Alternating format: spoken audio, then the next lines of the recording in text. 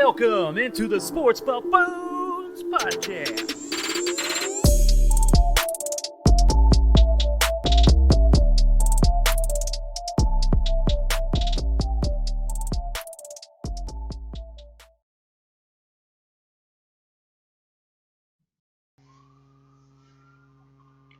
All right, welcome on in, ladies and gentlemen, back to the Sports Buffoons clan. Out here we have Mike Settle here running it, along with Jason JG, Tanner Dawson, and we have a special guest today. TG is Troy Greisen. What's up, guys? What's going on? What's going on out there, guys? Good to be back with you. Thanks for joining. How's it going, Troy? Excellent. Thanks for having me. I am excited to have you on. You are going to be our KU expert of the day, as a matter of fact. We're going to dig into a little bit of NCAA basketball here in a few minutes, and as well as hit on a few things with the Royals and touch on a little bit of our thoughts on some things related to Phoenix, Arizona. But for now, you guys, now that Jason over here is enjoying his water, you just finished off your drink over here. Might need a refill sometime soon, but I'm going to enjoy some Canadian whiskey at the moment. How you guys feeling? Yeah, feeling pretty good. Feeling good? Yeah, You guys have enough Canadian whiskey over there? Yeah, I'm good. I got my little drink, my first little drink since Friday, so we're cruising here. Well, technically, this is going to be Thursday morning for you guys out there listening. So, in that case, don't drink and drive on the way to work. Just listen to our show and enjoy yourselves. And so, our first discussion we want to have today is a little bit of NBA trade rumors, considering our trade deadline's coming up on, is it March 25th? Is that right? That's correct. That is the date is coming up. We're 2 weeks away. 3 weeks? 3 weeks away. 3 weeks away from the 3 trade weeks away. deadline. But there's some guys out there I think are interesting to take a look at real quick. I think the Celtics could be making a move potentially. I think the Knicks are a team that could be in the mix for wanting to add. Right now they're sitting at 500, 18-18 is their current standing record. Is there a player in particular? I mean, I know possibly Victor Oladipo is an option that could be potentially traded. So what comes to mind when you think about the trade deadline coming up in 3 weeks for the NBA? Yeah, I mean, the one thing we're going to do you guys a favor, and we're not going to talk about the New York Knicks on this show because nobody cares. So I hear a lot about the Knicks, and we're not going to go there. But one team that really needs to make a move and should be making a move is the Boston Celtics. They're the number 4 seed right now in the East, and they're going nowhere because they can't beat the 76ers. Can't beat Brooklyn, and they're probably not going to beat Milwaukee. But they do have plenty of assets, and so I think this is a time for Danny Ainge to get a little aggressive. And I just want you guys to give me your pick. Who's the best fit for them right now? There's a few guys I'm going to go over. The first guy is Harrison Barnes, currently of the Sacramento Kings. He's averaging 17, 6, and 3, shooting 50% from the field. He's averaging about 2 3-pointers per game. He's not an elite defender, but he's another guy that you can throw in there for the Celtics that can hit threes. And so what do you guys think? Is Harrison Barnes a good fit for them? I think he is. I think he has the playoff experience, right? So he's been in the playoffs plenty of times. He's been part of a vet team. That's a vet guy to put on with him. Like put on with the Celtics, who need an additional piece right now to make that extra step. Troy, what are your thoughts? Any? Yeah, I'm with you. I think definitely the Celtics. I think, you look historically, and it's typically those 4 and 5 spots, both Eastern and Western Conference, that need to and usually do make moves right about this time. So I think Celtics for sure. And, I think the Kings are needing to, I constantly look at them. That's my old team. I'm wearing my Kansas City Kings shirt right now. You guys can't see it, but I think the Kings might be willing to give up Harrison Barnes. I like it. Kansas City Kings t-shirt, throwing it back right there. That is awesome to hear over there, Troy. I like the idea of doing the trade, especially sitting at 4th right now in the Eastern Conference of the Celtics at 18-17.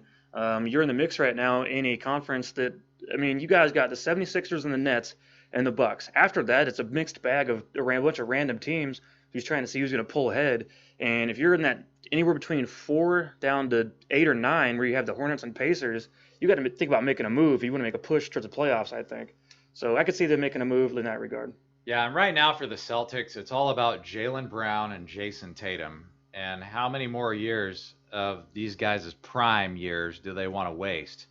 So I think you got to add somebody right now. Another guy that's potential for them would be Aaron Gordon of the Orlando Magic. He's averaging 14, 7, and 4. He's currently out 4 to 6 weeks. He's got an ankle issue, and he's not as good of a shooter as Harrison Barnes, but he's a much better defender, and that's why I think Danny Ainge would be interested in him, because Danny Ainge is all about defense. And so what do you guys think about Aaron Gordon? Do you think that would be a good fit? It very could. It very could be. I mean, anybody who gets Aaron Gordon should have a great fit with their team. It's kind of interesting that the Magic want to move on, and maybe they want to make your guy Vucevic more of an all-star. But anybody who gets Gordon, once he gets healthy, especially towards the end of the year, you're gonna have a solid piece, a solid guy that can play multiple spots on the floor, and the guy can score. Not only can he dunk, but he can score too. Right. So another guy that's a really good defender out there is PJ Tucker of the Houston Rockets.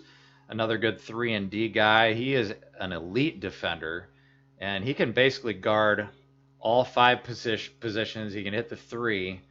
And so, I mean, I think of these 3 guys, I actually like PJ Tucker the best because I think he fits what they like to do out there in Boston. I mean, he's probably the best defender of the 3 guys that we just mentioned.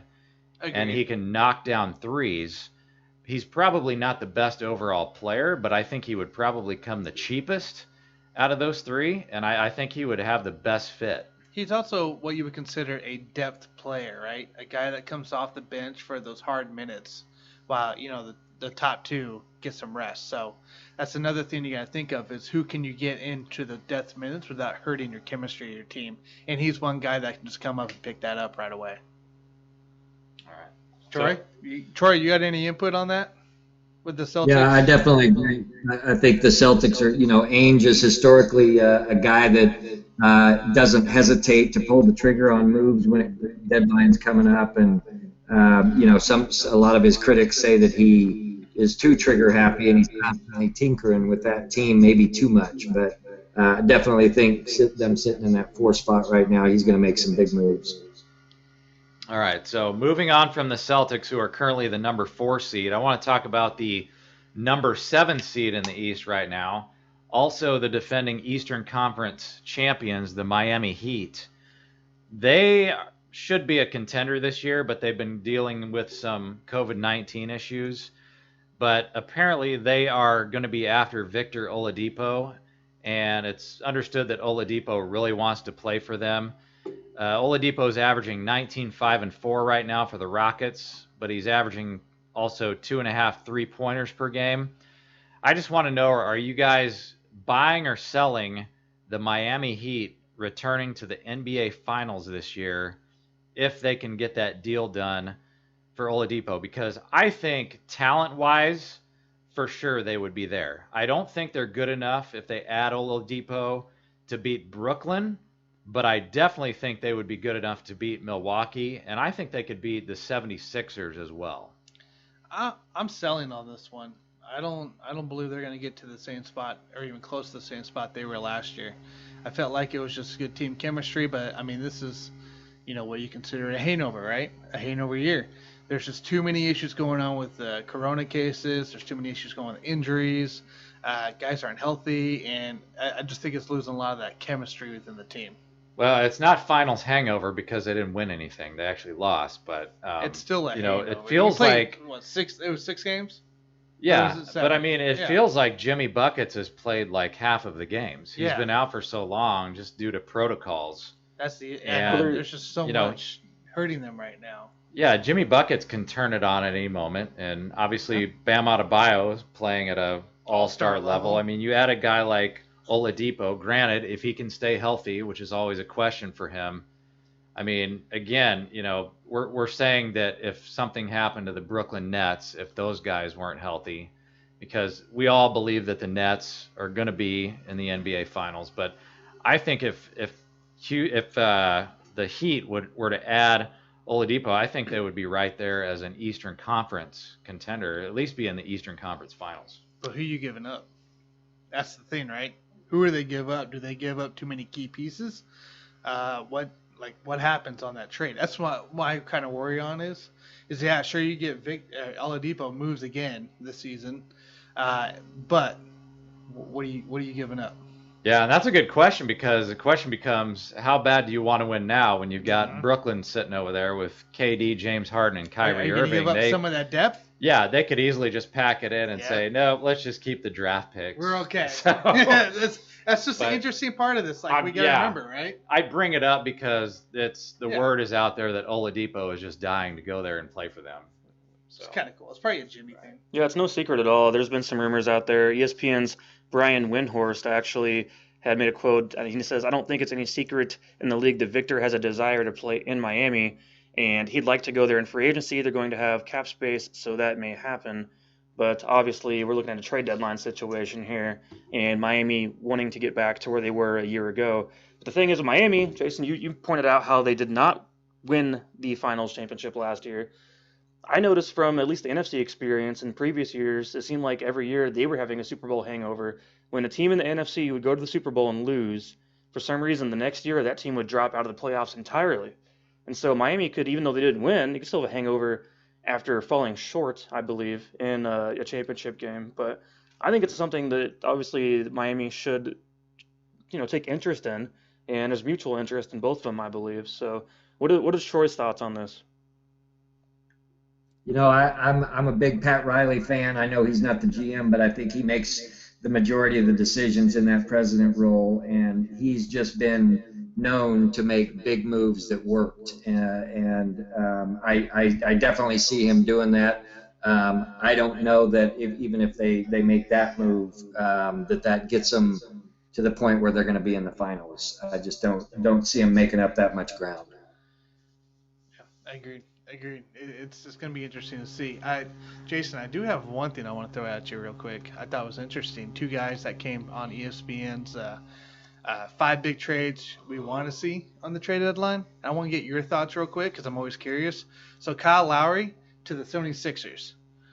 It's a 3-team trade, right? So Kyle Lowry goes to 76ers, Andre Drummond and some picks go to the Raptors, and Cleveland gets Danny Green and Terrence Ferguson and a second-round pick. Would you see that as any help for any of those teams, including Philadelphia? I could see that working if Kyle Lowry were like 5 years younger. I don't see it right now. I mean, Ben Simmons is the point forward or the point guard, whatever you want to call him. I just don't know if that's a great deal for them. I mean, Kyle Lowry, in basketball terms, is over the hill. Mm-hmm. So I don't like that move at all. Okay, that's fair. I think it'd be kind of interesting to see Kyle Lowry with that. Maybe it reverts him back to 5 years or whatever, but we'll see. Another guy. So Brooklyn, we talked about Brooklyn getting possibly Andre Drummond, Griffin, right, from Detroit. But what about J.J. Redick going to the Nets here? And they're only giving up pretty much Spencer Dinwiddie. Yeah, I mean, if I could pick from those 3 guys, I mean, first of all, I want nothing to do with Blake Griffin. But from the other 2 guys, I still think that I would go with Andre Drummond over J.J. Redick. I mean, obviously it never hurts to have an extra guy out there that can knock down threes, but they've already got Joe Harris in there doing that job at hitting threes at a high percentage. So, yeah, I mean, I could see J.J. Redick fitting in very easily, but it's another guy that's a little bit older. I mean, he probably could bring you some veteran leadership. But I like the fact, I mean, I would like to see Andre Drummond more than J.J. Redick just because I think they need a little bit more of a defensive presence in there right now to just protect the rim. That's fair. Yeah, somebody behind Deion Jordan there to really do that. I was just curious about that because J.J. Redick was a known vet that has always been a key player in many teams. So, well, guys, something interesting happened this past week. The Phoenix Suns are in second place in the Western Conference. Is this legit? Like, the Jazz have lost 2 more games, but the Phoenix Suns are sitting here 3.5 games back out from the Jazz at 23-11 going into the All-Star break. Is this for real, guys? I want to have a question, though, because you guys are more of NBA experts than I am, but weren't the Suns the top team a year ago in that little COVID season that was going on for a minute there. So you're thinking of the bubble, right? So Right, during then the the bubble bubble games, they went situation. undefeated. Right. But because of their play before Yeah. the bubble, they Yeah. did not make the playoffs because they Right. were so horrid. So before that, but then the bubble happened and they were great.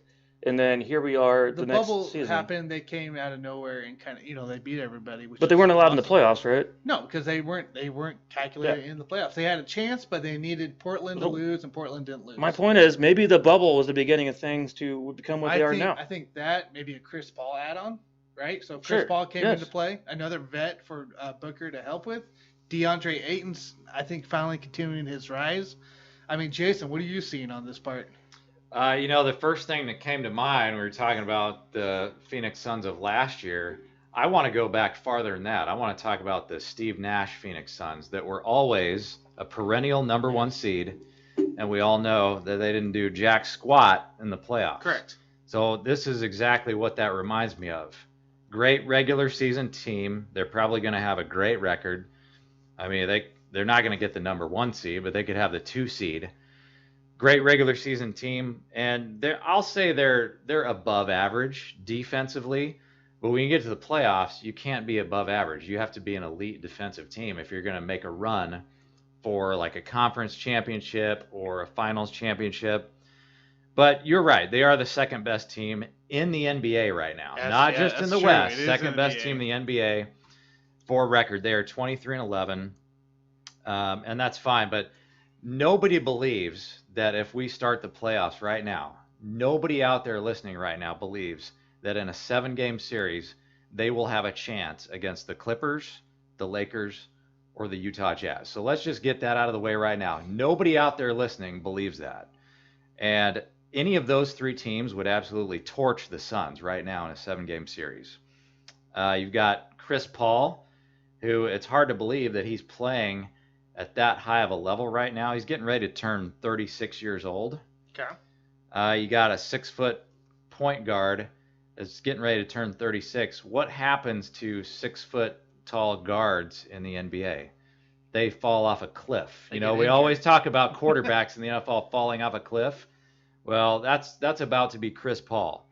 So he's playing great right now, but I have a prediction. I think his career is finished after this year. So if I could just say something to the Suns fans right now, just enjoy the moment, because CP3 is going to get injured before his 36th birthday coming up in May. You can take it to the bank, and I'll bet you a 6-pack of Corona right now, Tanner, if you want to go there. That the Suns will fall off? No, that CP3 will get injured before his 36th birthday. He's been in the history of injuries. Right. I'm not doing that. Troy, is your brother talking nonsense, or is this something to be for real about? No, he's spot on. There's no way the Suns are going to do that, and I just have one important take. You opened up with the fact that, the Jazz have been sliding back a little bit, and I think that's directly aligned with the fact that they moved our guy Azubuike down to the G League. So I agree. I fully agree with that. It is the Azubuike effect. Yeah, you got to love Azubuike. He's just going to need a little bit more time to develop. But we can't have a segment and only talk about the Suns. So let's bring the Jazz into the mix here. They are currently the number 1 seed, and they've got a bunch of guys playing at a high level right now. You've got Donovan Mitchell averaging 24, 4, and 5. You got Rudy Gobert. He's shooting 65% from the field. You've got Bojan Bogdanovic, Mike Conley playing at a high level. This team reminds me of the 2004 Detroit Pistons championship team. You got 0 superstars on that team. 0. But you've got a bunch of really good players, couple all-stars. They're all playing at a high level. And the reason I compare them to the 2004 Pistons is because they play defense. I totally agree. Jazz defense, they're number 2 in the league. They're about to be number 1 in the league because they're only behind the Lakers. And now you've got Anthony Davis, who was a big part of that Lakers team defensively. So you got the Jazz. I mean, they're going to be the number 1 defensive team in the league. They've got the number 1 record in the league right now. And I think they're just barely behind the Lakers at this point in the season now. We don't know what's going to happen with AD. We don't know how effective he's going to be when he comes back. But if he's not effective, I mean, I don't want anybody out there to think that LeBron can somehow just carry this squad on his back at his age. It's just not going to happen. I think the more question is if he comes back, right, for Anthony Davis. Sure. But we are talking about freaking LeBron James here. He carried a Cleveland team at this age right now. He's going to pull a Tom Brady, and he'll still get to the finals. He'll still get to the finals. You can take it to the bank right now. If AD does not come back at 100%, it's going to be all you have to do if you're the Jazz, just stick Rudy Gobert under the rim. Just say, hey, as soon as LeBron drives in, just block his shot and move on. Yeah. That's what's going to happen because Gobert is an elite rim protector. And if you don't have AD in the mix, or if you have AD playing at 75, 80%, there's no way that the Lakers would beat the Utah Jazz in a 7-game series you have to have AD at 100%. That's how good that I believe the Jazz are this year. It's insane. Like, Donovan Mitchell's playing at a whole new level this year. And as we talked last week, he just continually increases the production each year he's been in the league. And this year we're just seeing an unreal just play of him. Something to take note, right? So we said 2 losses since we met last week, right? They had 6 losses. They're up to 8 losses. Their 2 losses, we had Pelicans I think it was last night or 2 nights ago. They lost 129 to 124, right? Not a blowout by any means, right? That can happen. The Heat also beat them 124, 116. But they had wins against the Magic. They beat the Lakers soundly, which is really impressive with LeBron. And then they beat the Hornets as well. So they're losing to teams probably they shouldn't be losing to, but they're also beating teams on that part. And so let's see here. What else we got? What were you pointing at there? No, I'm just going back to the Suns. Going back to the Suns? You're going over the Suns? No, this is the Jazz. That's the Jazz. And they're playing the 76ers tonight, where they are tied right now at the end of the 4th at 118. So that's another competitive team that they're going to overtime with. So these guys have played actually a lot of overtime ball. Yeah, I don't know, Troy. What do you think about this in the Western Conference? Do you think it's the Jazz and the Lakers? If AD is not 100%, do you still think the Lakers come out of the West?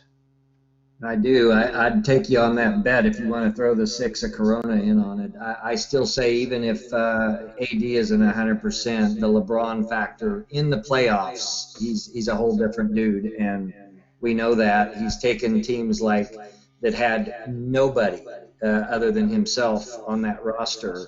He's taken them all the way and won championships with them. So I'm not going to bet against LeBron in the playoffs. Not at all. Yeah, it's tough to do. They did actually just come out and say that he was going to take his first rest game coming up in this next game. Right before the All-Star break. So, I think he knows what's going on. I think he knows that he's got to get himself some rest because he's got to get ready to do this thing with who knows what's going to be left when they make it to the playoffs. It's very true, right?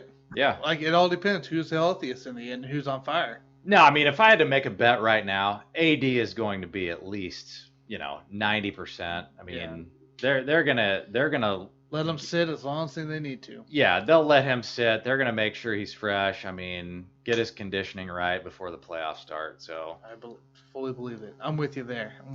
Mike, you have any input on this? I think you guys covered it pretty well. I was just going to mention we're talking a lot about Phoenix for a minute here, and just kind of the thought of some of the news of the week of the NFL anyway. Of J.J. Watt officially signing with the Arizona Cardinals as his team of choice. He got a 2-year, $31 million deal out of it, and this was apparently the source was himself, according to Twitter. That's correct. He said on Twitter, "I'm signing with the Arizona Cardinals. Source me." And he's doing the weightlifting picture with looked like a squat with his Cardinal T-shirt. He used to actually be like a delivery boy there for a while when he was in college, I believe. So I wonder. So did you hear about the story of how he got the T-shirt? Did you hear about that whole story? Which T-shirt is this? So the Cardinals T-shirt he's wearing. So he funny story with JJ. He talked about it on I think Pat's show. He had his brother's friend order like 6 different teams T-shirts off of Amazon. He couldn't do it himself because he was afraid that somebody would blow cover. Right? They'll be like, "Oh, look, I'm doing a Rams for JJ." So he had his brother's friend ordered 6 T-shirts of different teams so he could do it that way. Okay. And apparently his brother's friend did not know how to use anything. And so it took them about 2 hours to order it off of Amazon. Oh, That's wow. how technology, like, it's like you guys doing what I That's was like us doing. trying to set up the podcast Yeah, each week. exactly.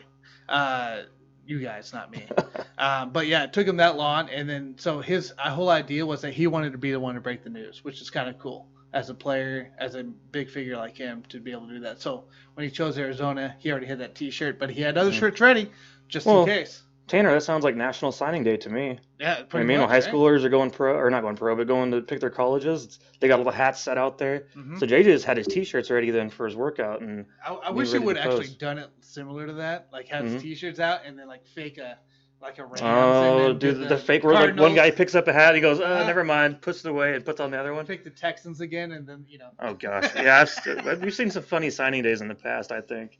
But $31 million. I mean, that's a lot of money to spend. And you guys have been talking about trading and betting on beers quite a bit. I think he could probably win quite a few bets with that much money. But if he has to go pick a new place to go visit, now that he's going to be in Arizona, do you guys have a favorite brewery in Arizona or somewhere around Phoenix that you think he should check out? Anything come to mind to you guys? Yeah, I mean, I don't know too much about the breweries out there, but I would tell you that my favorite beer that I've had out there would be the White Russian Imperial Stout out of the Sun Up Brewing Company that's in Phoenix. That's one of the few that I've tried recently, and that's really good if you guys like Imperial Stouts. Jason, those White Russian Imperial Stouts are amazing. I've only had 2 ever in my life, and both times blew me away. It tastes exactly like a Russian Imperial Stout, but just a White Russian, I should say. But the flavor is incredible with those. I don't know how they brew it. And Tanner and I ourselves, we actually do a lot of home brewing. Yep. And we just made a beer this past weekend. We did an IPA. It's going to be a pineapple mango IPA. So those of you out there listening, if you hit us up in the comments or at least send us a message somewhere, I'm sure we can find a way to send you a beer once we bottle this thing up here in a few weeks. But Tanner, what's your thoughts on Arizona beers? So I've only been to Arizona twice. Once when I was like 10, and then the other time when we moved Connor down. So last year, 2 years ago. There's one beer when I saw my Uncle Bob and Aunt Mary, and they are in their 90s. My Uncle Bob orders this beer called the Kilt Lifter by Four Peaks Brewing Company. This thing was no joke, and this guy's in his 90s ordering this, and it's a Scottish style amber ale. This beer is quite delicious. It's quite malty. It is it's a 6% beer, 21 IBUs, but this thing is the best Scottish beer I've ever had. So it's called the Kilt Lifter. Kilt Lifter. That's a very interesting name. What about you, Troy? Do you have a more interesting name than that for a beer? So I'm a big Arizona guy. Lived there for about 6 years. Went back in the Charles Barkley and Phil Mickelson days, and it was before any the big beer, all the beers came out. But I did some research just for this show, and came up with one that I definitely want to try. It's from the Beer Research Institute out of Arizona. It's a sweet stout. It's only 5.1%, but it's called Morning Sex, and that was enough to just put that one top on my list. Okay, Morning Sex. So that might be a beer that Tanner, you probably need to try that one out, right? I've tried that a few times. Don't worry. You've already tried it. Oh, very nice. Good way to Mike? start your morning off. Have you tried that one yet? Every once in a while, but not anytime lately. So, for my opinion on the Arizona deal, I like, so only really one. I need to experience more Arizona breweries itself. I agree. As you and I both are big into breweries, I know I love craft beer. Every time I go somewhere, I try something new. I never get to the same beer twice, hardly ever. Arizona Wilderness out of downtown Phoenix would probably be my favorite of the things I have tried. Mhm. Their current beer of choice right now is called Don't It Up. Oh. So those of you out there listening for the PG-13 show of our Sports Buffoons, the beer is called Don't It Up. And so that is the name of the beer. And so I thought the same thing this past weekend, Tanner, when you and I were brewing. I was like, let's not it up. Let's make this a good beer and make this something in a few weeks we can all enjoy and share with our friends, and maybe even a couple followers out there can get a bottle from us. So that is my beer and brewery of choice at the moment. So I'm glad. I think Phoenix got some good shout outs today I think between so the too. Suns and a little bit of J.J. Watt and Arizona. The Cardinals themselves, I think, are still going to be a good team going into next year. Oh yeah, Still lots of good talent there. I They're believe headed that. in the right direction. I'll put it that way. But here's the thing, guys. Troy, we brought you on to the show today because you are our KU expert, as I said earlier, and you are actually JG's brother. I don't know if we already pointed that out, but you being the KU expert, and I know KU's had a weird season so far to this point, sitting at 12-6 in the conference, 18-8 overall, but 4-6 on the road. That seems not quite up to par for what they normally do year in, year out. Baylor currently sits at the top of the Big 12. They just So won it actually last night on overtime. they did against West officially Virginia. win. Yeah, they won it Okay. last night against West Virginia in overtime. Well, there we have it. So you, Tanner, and Troy, you two probably have plenty to debate here for a few minutes. What are your thoughts on the KU at the moment as far as the basketball season that they've had at this point and going forward into March Madness starting here in a few weeks? Troy, I'll let you start it off, man. Hey, I'll go. Thank you. First of all, congrats to KU. Just signed maybe a couple hours ago. It was announced. I don't know if you saw it yet, but they got Grady Dick, who is probably the top junior out of Kansas. So That's awesome. congrats to them. I think that's a big pickup. He'll be joining the team here in a couple years. So that's a great signing.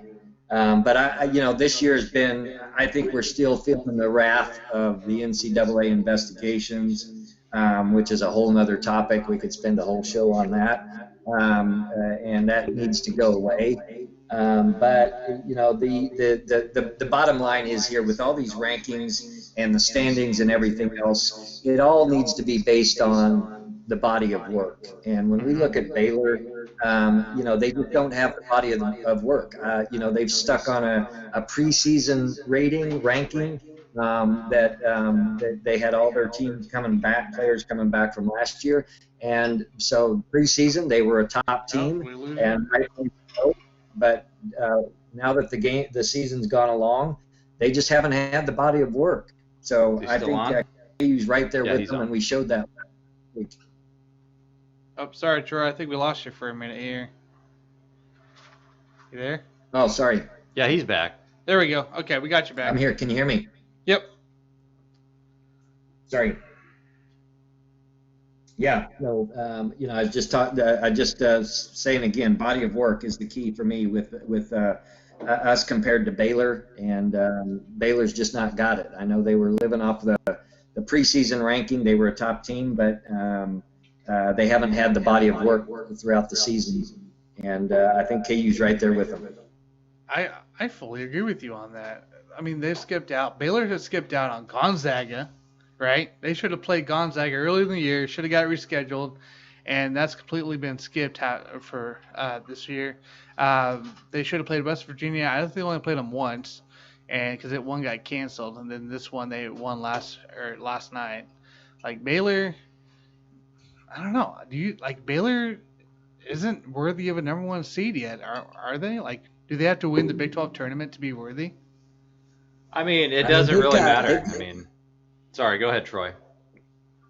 No, they've got 5 wins against ranked teams this year.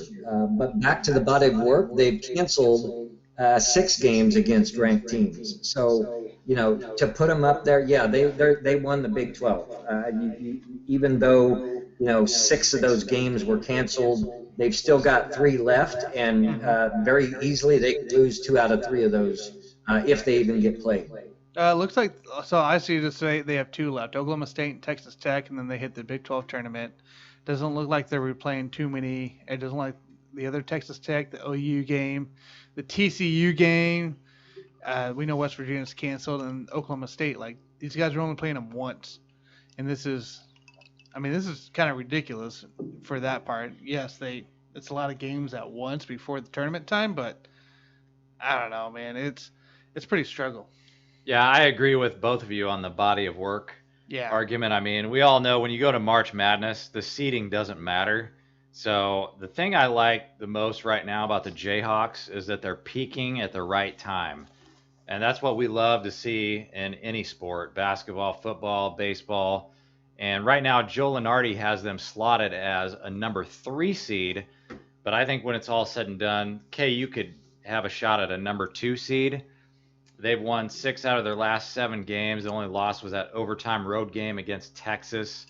And the other thing I just like is that, early in the season and even before that Baylor win, there was a lot of doubters and naysayers when you talk about the Jayhawks, and that's actually what you want, because I think it's a huge motivational factor.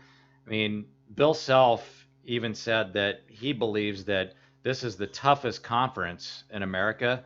So I think it's safe to say that the Jayhawks are battle tested, and I would actually have them as a dark horse to win the national championship this year. By far. Troy, with Kansas' body of work, do you think a 3 seed is where we're probably going to end up, or do you think we'll go higher, lower? What are your thoughts? I think we're locked in a 3. Our conference season is done. We got the UTEP game, but our conference season is done. We get into the Big 12 tournament. Even if I think we'll get to the finals of that, and we've not historically been great in Big 12 conference tournament finals.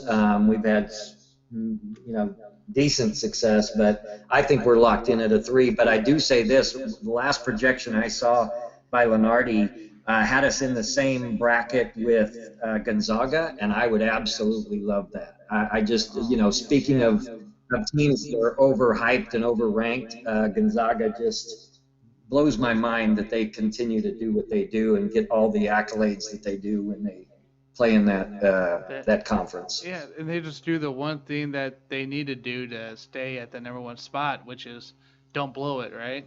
That's where they're positioned. Once they blow it, they're moving way down the list. So it's just a matter of don't blow it. Or as Mike says, don't don't it up.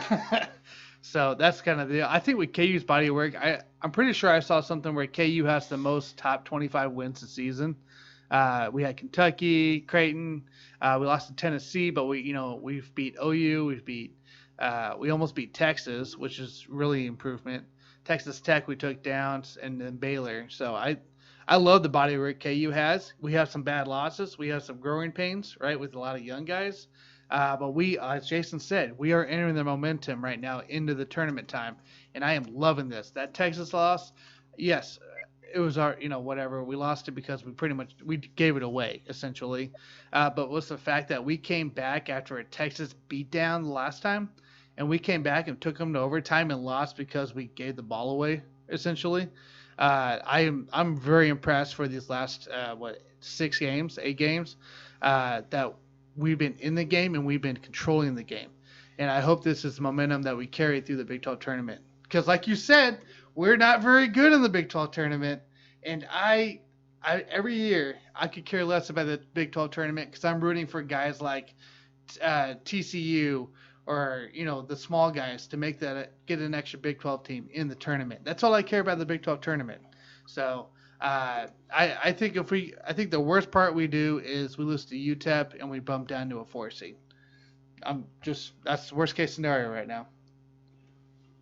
Yeah, I think the only other thing that we could do is potentially lose in our first game in the conference tournament. Let's not talk about that. Let's not face a B bringing team. up bad things over there, huh? I don't want a B team. That would be it.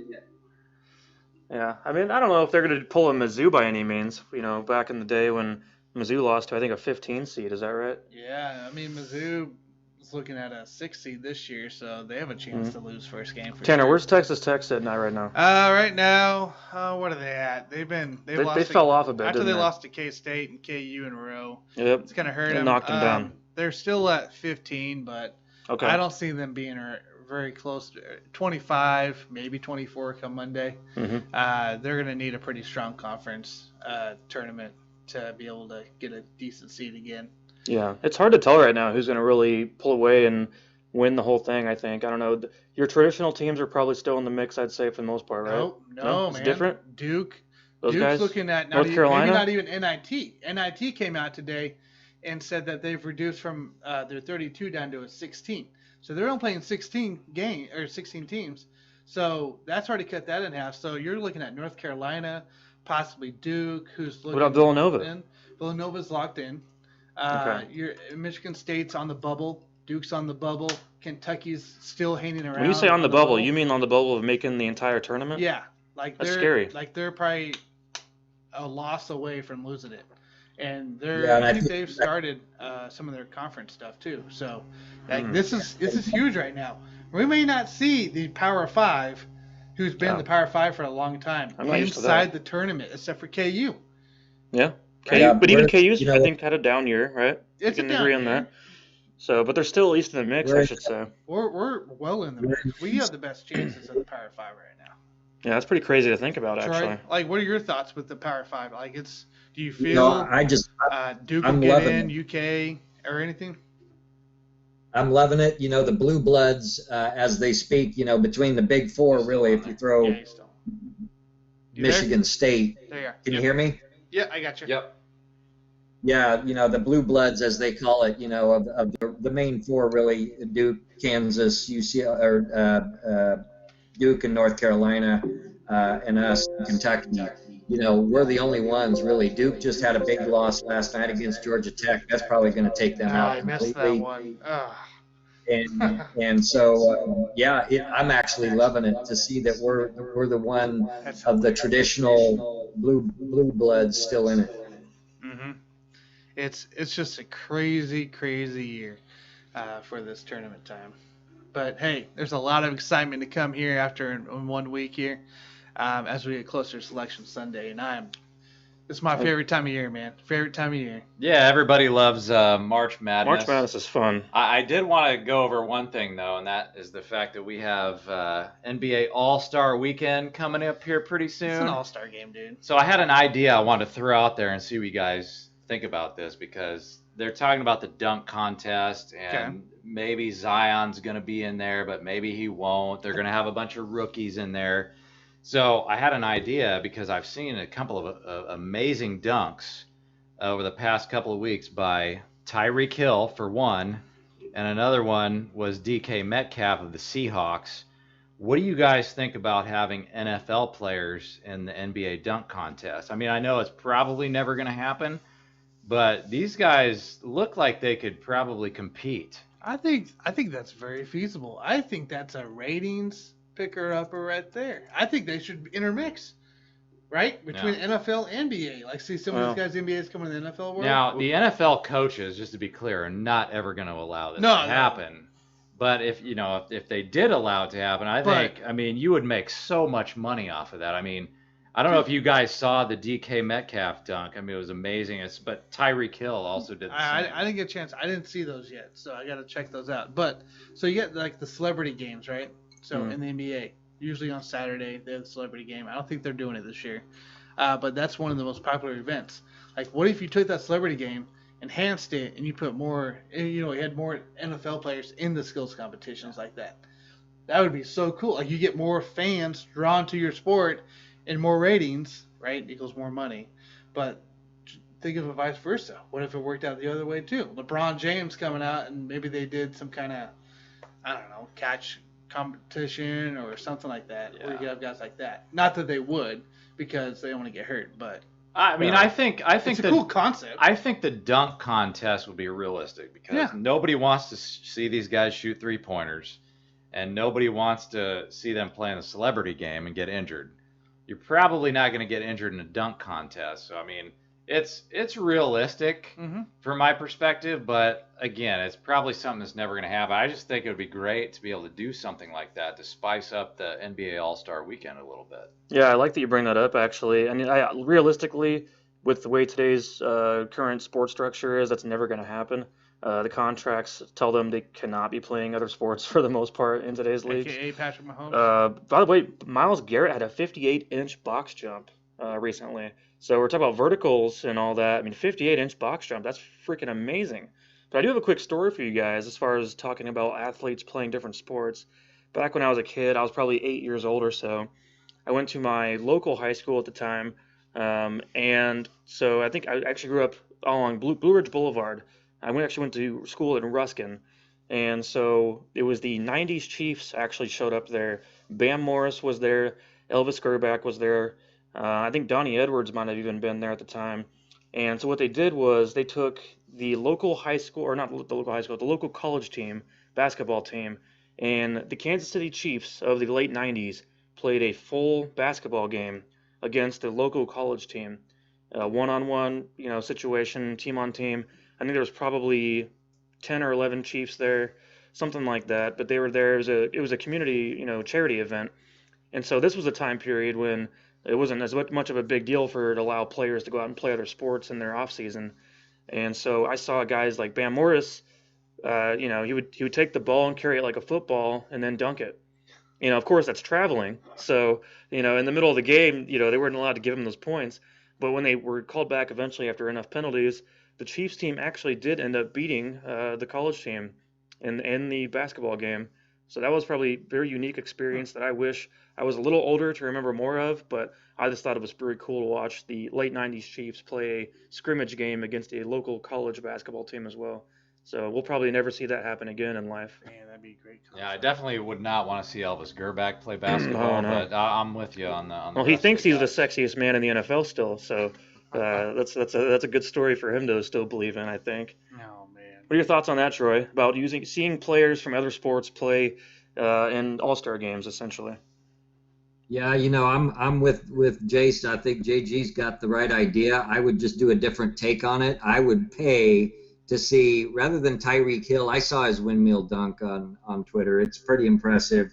I would actually pay to see somebody like the Tank, Anthony Sherman, attempt to play basketball, attempt to do a dunk contest. I think that would be much more entertaining. What position would Anthony Sherman play on the basketball court?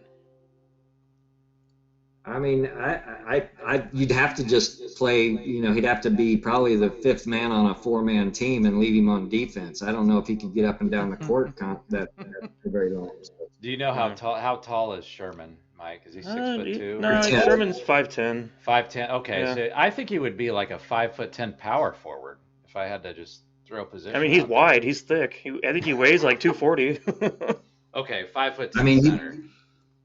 He'd do, Jace, he'd do like our dad did. He'd foul out before the first half was over. Yeah. Oh, yeah. There's no doubt. Oh, nice. No doubt. That's great. That's great. That's an interesting topic there, Jason. I like It that. was.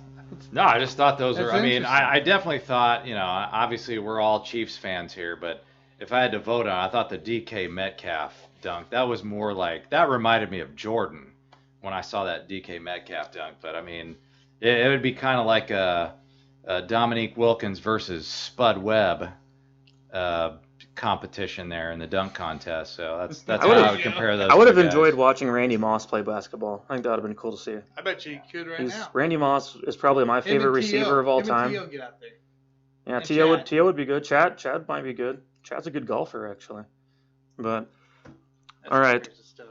Troy, I also hear you are a Royals fan as well. Is that right? Yes, I am. All right. Well, Morning. we are now 4 games into the Cactus League spring training going on, and I did want to hit on this for just a few minutes, anyways. As far as going on about the Royals, I think that there is a lot of potential with this team this season. I like the offense quite a bit. I like some of the additions that they got. Hunter Dozier just signed a new contract. He's going to be in town for quite a while, and so that's Tanner's favorite guy over there. I don't know why you guys are laughing about this, What? but the Hunter Dozier. I love Hunter Dozier. Well, you also love Gerard Dyson, who's now a Royal I'm not once a again. Gerard Dyson. Dude, you I already texted us. told you this. You I texted us texted you earlier. this because you guys made fun, I made fun of you guys of talking about Wade Davis and getting Yeah. the whole 7, 8, We 9 wanted to get back in, HGH back again. and so I'm giving you Gerard Dyson back. Okay, well, He's part of the team. sure. I mean, I don't know. Bring him all back. What's Speed do? Bring back Escobar. Let's not ever worry about that. Just bring back the whole team. Bring back a Hosmer. Well, no, I think Eric Hosmer would be more realistic, right? Because, I mean, San Diego probably wants to get rid of that contract. They'd probably give the Royals a good deal. Bring We back don't want Hosmer, that. wouldn't they? I guess I don't know where you're gonna put him though. I mean, he's still a good defender, right?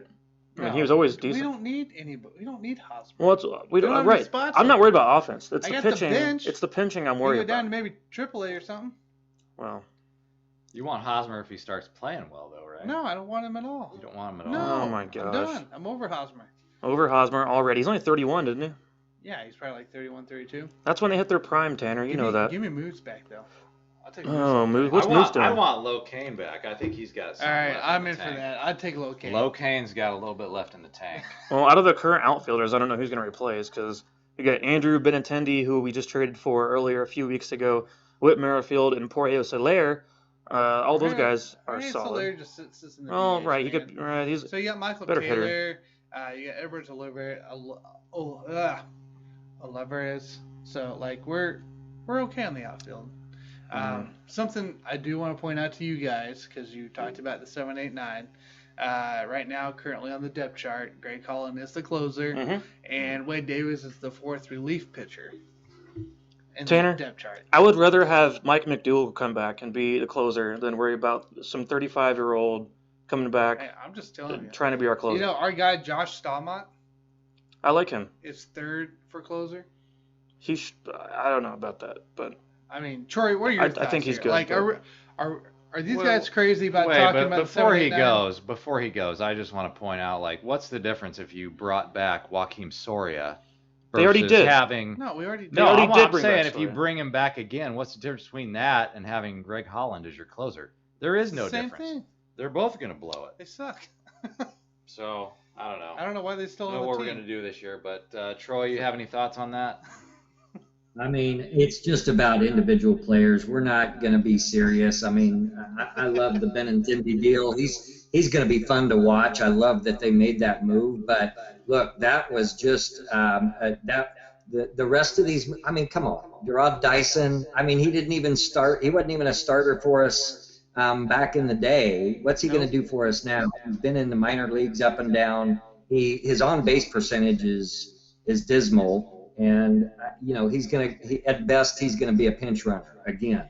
So bringing all these older guys back, they're just trying to sell tickets, put seats in the stadium. I mean, fill the seats. They're gonna be fun to watch. I think they'll be better than last year, but let's be real. I agree think with so that. too. So something to take note, guys. Alberto Mondesi, our shortstop, supposed to be pretty much our best player. He is currently day-to-day. He is injury-prone, very injury-prone. This kind of gives me more concern that Nicky Lopez could be our day one starter if that injury continues to worsen. But there's one guy on this middle infield that I would love to see start over Nicky Lopez, Hanser Alberto. And I would love to see him get a chance. So, but I just want to mention Alberto Mondesi because that guy's day-to-day, and he's injury-prone, and he's a very key player to the Royals right now. I do want to point out real quick, Tanner, before Jason moves on for a second here.